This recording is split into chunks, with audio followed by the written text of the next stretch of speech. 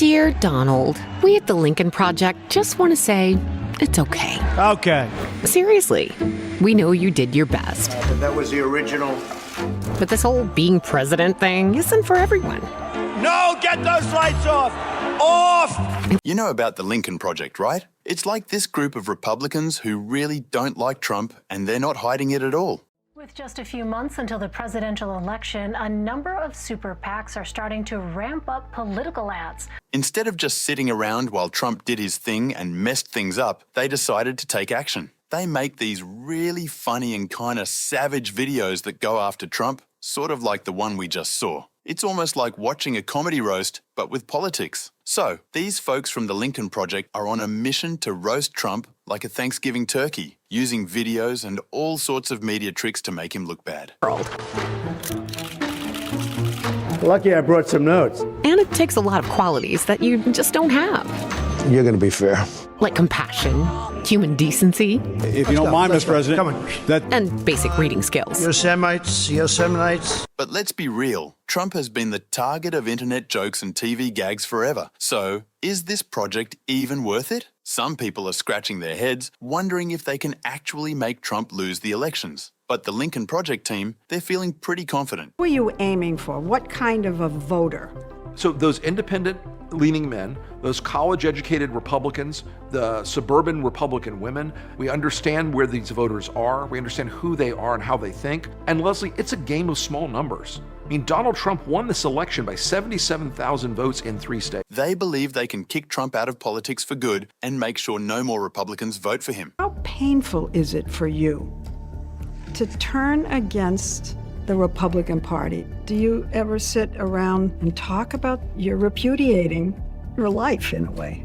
Yeah, of course we do. I mean, we're busy, but there are moments of melancholy about it, no doubt. Their number crunchers say they only need 4% of the Republican voter base to change their minds. To put it simply, if just 1 out of every 25 Republicans sees their ads and decides to vote for Joe Biden or not vote at all, Trump's chances of winning are as slim as a toothpick. So, these folks from the Lincoln Project are on a mission to roast Trump like a Thanksgiving turkey. Among the most abnormal is that a group of lifelong Republicans, political strategists for Republican candidates for the last 30 years, have banded together to mount a rogue offensive aimed at defeating the sitting president of their own party. They call themselves the Lincoln Project, named for the party of Lincoln, which they allege has gone so dangerously astray under President Donald Trump that they've decided to take the strategic and ad-making firepower they've trained for years on Democrats and turn it against their own. When Trump heard about the Lincoln Project and their digs at him, he totally lost it. President, do you want to make any comment about this Lincoln Project ad? Yeah, no, I saw it. It's a group of major losers. They're Republican losers, and they should call it the Losers Project. Okay, thanks. First off, in his usual Trump style, he went on a rampage against them on social media. Now, if that was the end of it, it'd be par for the course. I mean, Trump's known for ranting about everything and everyone on the internet, and honestly, most people just brush it off. But this time, Trump's anger spilled out into the public eye. Suddenly, he wasn't just the guy venting on Twitter. He was the guy venting everywhere, from press conferences to campaign rallies. He just couldn't hold back from hitting out. Trump went all out trying to discredit the Lincoln Project recently, and his tactics reached peak levels of ridiculousness. In typical Trump fashion, he came up with a plan that seems like it was made for kindergartners. He accused the Lincoln Project of using artificial intelligence to twist his words and make him look bad. According to Trump, he's not to blame for sounding like a train wreck. It's the AI's fault for putting words in his mouth that he never actually said. With Obama, we won an election. Getting the facts wrong. We just left pleasure. For paradise. People laugh about it. The thing is, the Lincoln Project doesn't need any fancy AI tricks to make Trump look bad. All they have to do is replay his own words, and the damage is done. In a funny post on Truth Social, Trump wrote, "The perverts and losers at the failed and once disbanded Lincoln Project and others are using AI, artificial intelligence, in their fake television commercials in order to make me look as bad and pathetic as crooked Joe Biden." Has already released a handful of ads like this one. America will again and soon be open for business. We cannot let the cure be worse than the problem itself. We're not going to let the cure be worse than the problem. Well, thank you for having me. And I think that the coronavirus has caused a lot of folks to assess whether or not the promises that Donald Trump was some sort of amazing manager in a whole new light, because we knew from the beginning he wasn't. But now it's been proven to Americans that he deceived them about the severity of the virus for several months. He didn't take the steps we needed to prepare the economy.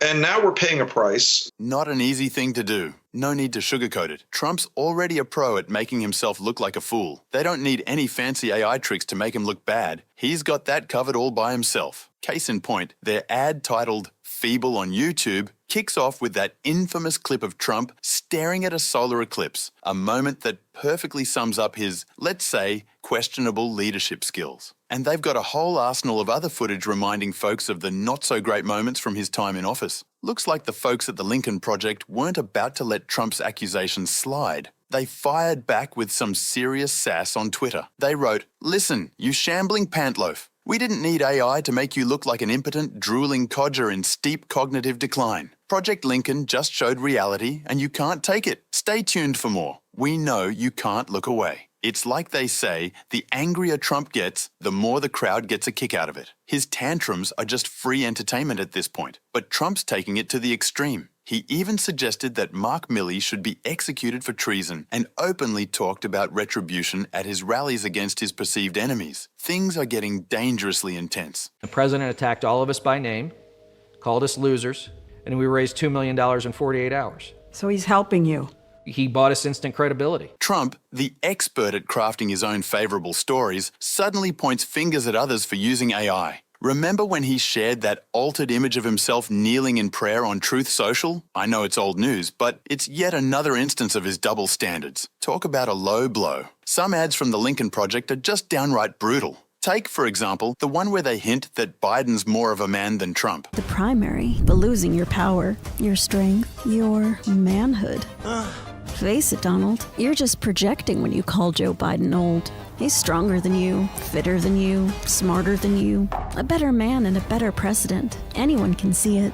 And when you lay there at night, alone, you know we're right. Despite all the efforts, Trump is currently ahead of Biden in many nationwide polls. Since leaving office, Trump leads Biden in 5 out of 6 swing states recognized by the New York Times as crucial for winning the presidency in 2024. Whether you're a fan or not, these are the facts. But the Licoln Project could still make a difference. However, will these ads reach enough voters to sway the elections? Television remains the most popular news source in America, with only 22% of Americans using Twitter, according to last year's Pew Research Center study. And those Twitter users are mostly young people and Democratic supporters. At this point in the elections, most people seeing online ads are already closely following politics and are unlikely to change their minds. Moreover, while these ads might please Biden's supporters, it's uncertain how persuasive they'll be for undecided voters. So, nothing's certain, and we're left hoping and chuckling at these ads. Do you think the Licoln Project will help Biden win the elections? Let us know in the comments below. And if you enjoy our content, don't forget to subscribe to the channel. Thanks for watching and catch you in the next one.